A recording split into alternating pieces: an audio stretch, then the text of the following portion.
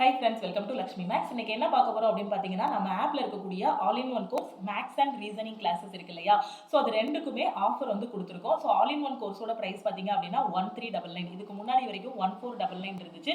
So இன்னைக்கு ஒரு நாள் மட்டும், அதாவது மொத்தமே 10 ஸ்டூடெண்ட்ஸ்க்கு மட்டும் தான் அலோகேட் பண்ணியிருக்காங்க. ஃபர்ஸ்ட் 10 ஸ்டூடெண்ட்ஸ்க்கு மட்டும் ஆல் இன் ஒன் கோர்ஸோட ப்ரைஸ் பார்த்தீங்க அப்படின்னா 1399. ஸோ ஆல் இன் ஒன் கோர்ஸ்ல ஜாயின் பண்ணாத ஸ்டூடெண்ட்ஸ் இந்த ஆஃபரை யூஸ் பண்ணி ஜாயின் பண்ணிக்கோங்க. ஆல்ரெடி ஆல் இன் ஒன் கோர்ஸ்னா என்ன அப்படிங்கிறத நிறைய வீடியோஸ்ல உங்களுக்கு எக்ஸ்பிளைன் பண்ணியிருக்கேன். எந்த ஒரு காம்படிட்டிவ் எக்ஸாமும் நீங்க ப்ரிப்பேர் பண்றீங்க அப்படின்னா ஃபர்ஸ்ட் சிலபஸ் முடிக்கணும், ப்ரீவியஸ் இயர் கொஸ்டின்ஸ் பிராக்டிஸ் பண்ணணும், அதுக்கப்புறம் ரிவிஷன் கிளாஸஸ் அட்டெண்ட் பண்ணணும், டெஸ்ட் எடுக்கணும். இதுதான் உங்களுக்கு அதுக்கான ப்ரொசீஜர். ஸோ நம்ம ஆல் இன் ஒன் கோர்ஸ்ல உங்களுக்கு எல்லாமே இருக்கும். ரயில்வே, எஸ்எஸ்சி எல்லாமே இருக்கும். இப்போ நீங்க ரயில்வே படிக்கிறீங்க அப்படின்னா ஃபர்ஸ்ட் சிலபஸ் கவர் பண்ணணும், previous year question, revision classes இது எல்லாமே எடுக்கணும். ஸோ இது எல்லாமே உங்களுக்கு ஆல் இன் ஒன் கோர்ஸ்ல இருக்கும். ரயில்வே அப்படின்னா ரயில்வேல வரக்கூடிய NTPC, RPF, group D, ALP, JE எல்லா எக்ஸாம், டெக்னீஷியன் எல்லா எக்ஸாமுமே இதிலே கவர் ஆகும். அதாவது நான் டெக்னிக்கல் ஃபுல்லாவே உங்களுக்கு கவர் ஆகிரும். Maths, reasoning, general awareness, science எல்லாமே கவர் ஆகும். எல்லாமே உங்களுக்கு தமிழ் அண்ட் இங்கிலீஷ்ல வந்து கிளாஸஸ் இருக்கும். ஓகேவா? அதே மாதிரி நம்ம ஆப்ல இருக்கக்கூடிய கிளாஸஸ் வந்து உங்களுக்கு recorded classes plus live classes வந்து கொடுக்குறோம். இப்போதைக்கு லைவ் கிளாஸஸ் வந்து போஸ்ட்போன் பண்ணி வச்சிருக்கோம். ஆனா கூடிய சீக்கிரத்துல லைவ் கிளாஸஸும் ஸ்டார்ட் பண்ண போறோம். ஸோ லைவ் கிளாஸ்ல என்ன நம்ம ப்ரிப்பேர் பண்ணுவோம், அதாவது என்ன டிஸ்கஸ் பண்ணுவோம் அப்படின்னு பாத்தீங்க அப்படின்னா எக்ஸாம் பாயிண்ட் ஆஃப் வியூல கொஸ்டின்ஸ் வந்து டிஸ்கஸ் பண்ணுவோம். ஃபர்ஸ்ட் நீங்க ரெக்கார்டட் கிளாஸஸ்ல இருக்கக்கூடிய சிலபஸ் எல்லாமே கவர் பண்ணணும். மேக்ஸ்னா அதுக்குன்னு ஒரு சிலபஸ் இருக்கும். ரீசனிங் ஃபுல்லா கவர் பண்ணணும். அதுக்கப்புறம் ஜெனரல் அவேர்னஸ் இதெல்லாம் கவர் பண்ணிட்டு அதுக்கப்புறம் லைவ் கிளாஸஸ்ல எக்ஸாம் பாயிண்ட் ஆஃப் வியூல நம்ம டிஸ்கஸ் பண்ணக்கூடிய கொஸ்டின்ஸ் எல்லாத்தையும் நீங்க கரெக்டா ஃபாலோ பண்ணீங்கன்னா போதும். இதுவே போதும் ஒரு எக்ஸாம் கிளியர் பண்றதுக்கு. ஓகே, அதே மாதிரி பாத்தீங்கன்னா ரெக்கார்டட் கிளாஸஸ்ல சிலபஸ் முடிச்சதுக்கு அப்புறம் அங்கேயே பிராக்டிஸ் பண்றதுக்கு உங்களுக்கு ப்ரீவியஸ் இயர் கொஸ்டின்ஸும் கொடுத்துருப்போம். இது ரெண்டுமே போதும். இந்த சிலபஸை முடிச்சுட்டு அதுல இருக்க ப்ரீவியஸ் இயர் கொஸ்டினை திருப்பி திருப்பி திருப்பி உட்காந்து பிராக்டிஸ் பண்ணீங்கனாலே போதுமானது. அதுக்கப்புறம் வரக்கூடிய லைவ் கிளாஸஸ், சப்போஸ் நீங்க லைவ் மிஸ் பண்ணாலும் அது ஆட்டோமேட்டிக்கா ரெக்கார்டட் கிளாஸஸா இருக்கும். ஆல்ரெடி ஒரு 30 லைவ் கிளாஸஸ் வரைக்கும் நாம வந்து கொண்டு போயிருந்தோம். ஓகேவா? ஸோ 30 லைவ் கிளாஸஸ் கொண்டு போயிருந்தோம். இப்போ வந்து கொஞ்ச நாளா போஸ்ட்போன் பண்ணி வச்சிருக்கோம். ஒரு 2 வாரமா லைவ் கிளாஸ் போஸ்ட்போன் பண்ணி வச்சிருக்கோம். அகைன் இன்னொரு 2 வீக்ஸ்ல லைவ் கிளாஸ் வந்து ஸ்டார்ட் பண்ண போறோம். ஓகேவா? ஸோ லைவ் கிளாஸ்ல நீங்க வந்து இருக்கும்போது ஆல்ரெடி ரெக்கார்டட் கிளாஸஸ்ல என்னெல்லாம் சொல்லியிருக்கோமோ உங்களுக்கு ரெக்கார்டட் கிளாஸஸ்ல இருக்கிறத மட்டுமே நீங்க ஃபாலோ பண்ணாலே போதுமானது. கண்டிப்பா எக்ஸாம் கிளியர் பண்ணிடலாம். லைவ் கிளாஸஸ் எதுக்குன்னா ஒரு எக்ஸாம் பாயிண்ட் ஆஃப் வியூல கொஸ்டின் டிஸ்கஸ் பண்றதுக்கு. ஸோ உங்களோட ஸ்பீடு எப்படி இருக்கு, மற்ற ஸ்டூடெண்ட்ஸ் எப்படி சால்வ் பண்றாங்க, நீங்க எப்படி சால்வ் பண்றீங்க அப்படிங்கிற எல்லாத்தையுமே லைவ் கிளாஸ்ல நீங்க வந்து அனலைஸ் பண்ணிக்கலாம். ஓகே, ஸோ டெய்லி பிராக்டிஸ் பண்ணுங்க. கண்டிப்பா இந்த வருஷம் ஃபுல்லா ரயில்வே எக்ஸாம்ஸ் இருக்க போகுது. ஸோ என்னென்ன எக்ஸாம்ஸ், ஏஎல்பி அப்ளை பண்ணி முடிச்சாச்சு, டெக்னீஷியன் எல்லாரும் அப்ளை பண்ணிட்டு இருக்காங்க. அடுத்து NTPC, group D, RPF, ALP, இந்த ஜேஇ எல்லா எக்ஸாம்ஸுமே அடுத்து வரப்போகுது. ஓகேவா? ஸோ ஏஎல்பி முடிஞ்சிருச்சு, டெக்னீஷியன் முடிஞ்சிருச்சு. ஸோ என்டிபிசி குரூப் டிக்கான நோட்டிஃபிகேஷனும் அடுத்து வந்து ரிலீஸ் பண்ணிடுவாங்க. என்டிபிசிக்கான நோட்டிஃபிகேஷன் ஜூன்ல ரிலீஸ் பண்ணிடுவாங்க.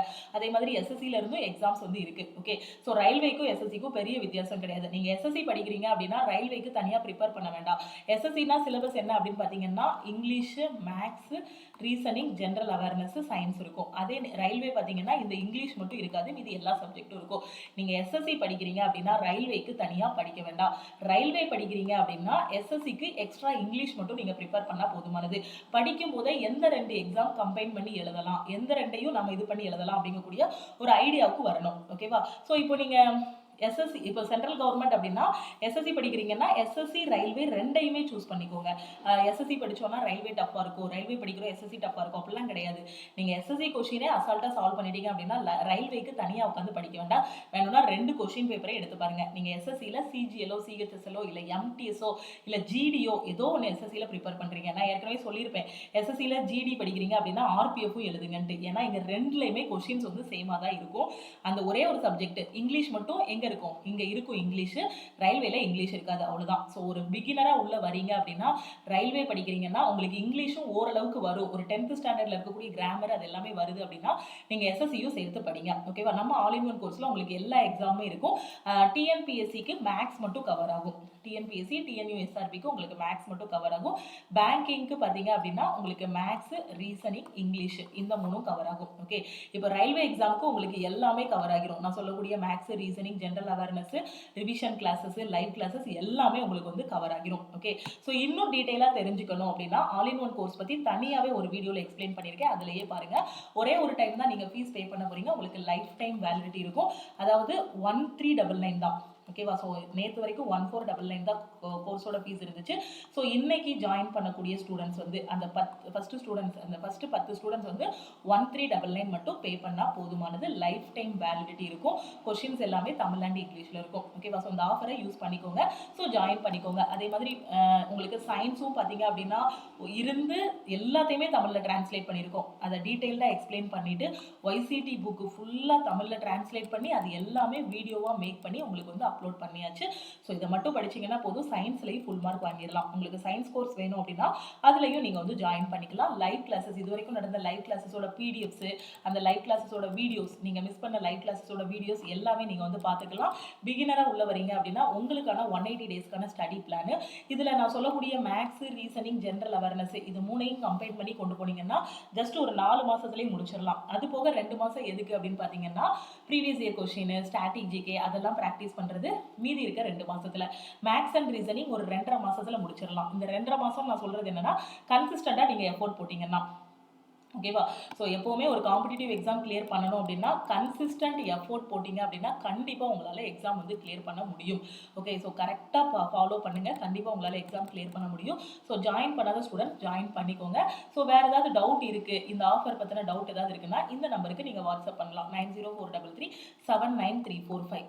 ஓகேவா. ஸோ அப்படி இல்லைனா 7806854288 இந்த 2 நம்பரில் எந்த நம்பருக்குனாலும் நீங்கள் வந்து வாட்ஸ்அப் பண்ணிக்கலாம். ஸோ உங்களுக்கு எக்ஸாம் கிளியர் பண்ணுற வரைக்கும் ஃபுல் கைடன்ஸ் வந்து இருக்கும். ஸோ இதையே நீங்கள் கரெக்டாக ஃபாலோ பண்ணிங்கனாலே போதுமானது. கண்டிப்பாக உங்களால் ஃபஸ்ட் அட்டெம்ப்டில் எக்ஸாம் வந்து கிளியர் பண்ண முடியும்.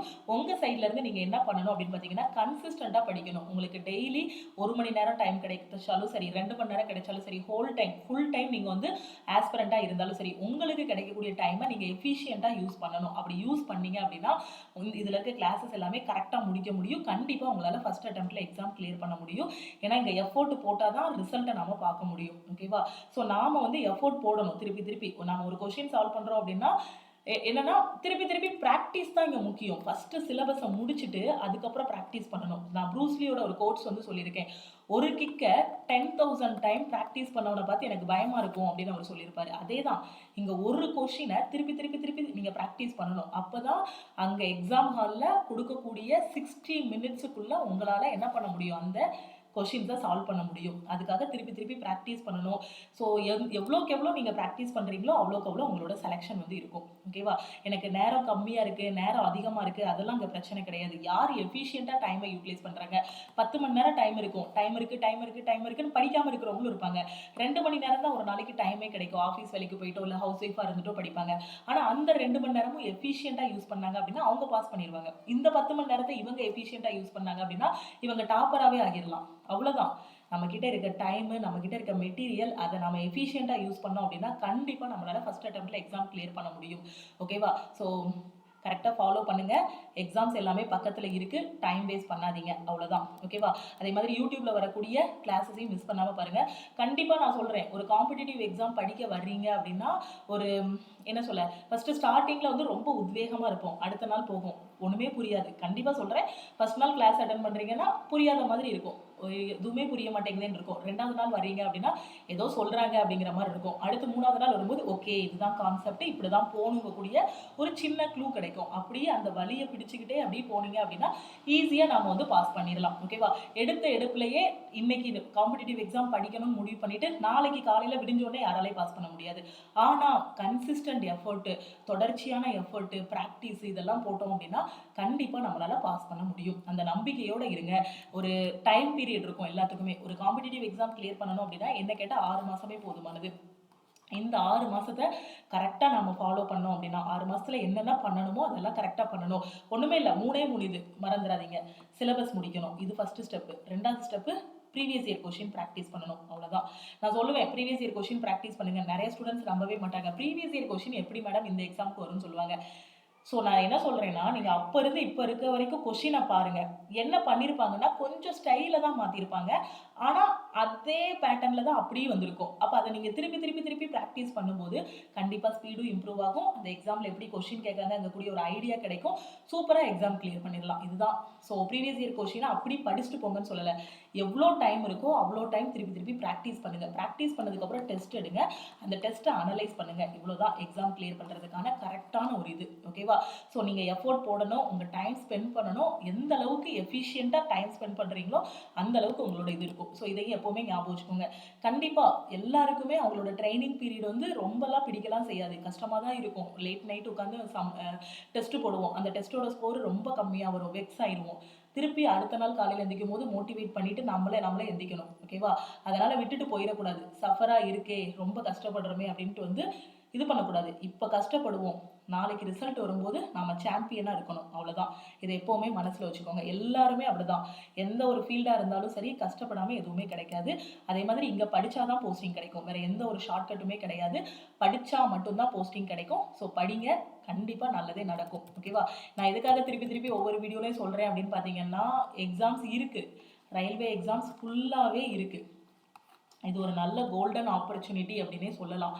ஏஎல்பி சொல்லிட்டாங்க, டெக்னீஷியன் சொல்லிட்டாங்க. போன வருஷம் வரைக்கும் நிறைய பேர் சொன்னாங்க தேவையில்லாமல், அவங்களாம் இப்போ எங்கே போனாங்கன்னே தெரியல. என்ன சொன்னா அப்படின்னு பார்த்தீங்கன்னா, ரயில்வேயில் இன்னும் 2 வருஷத்துக்கு, இன்னும் 3 வருஷத்துக்கு நோட்டிஃபிகேஷனே எதிர்பார்க்க முடியாது, ரயில்வேயை இழுத்து மூடிட்டாங்க அப்படின்னு தான் சொன்னான். சொன்னவெல்லாம் இப்போ எங்கே போனான்னு தெரியல.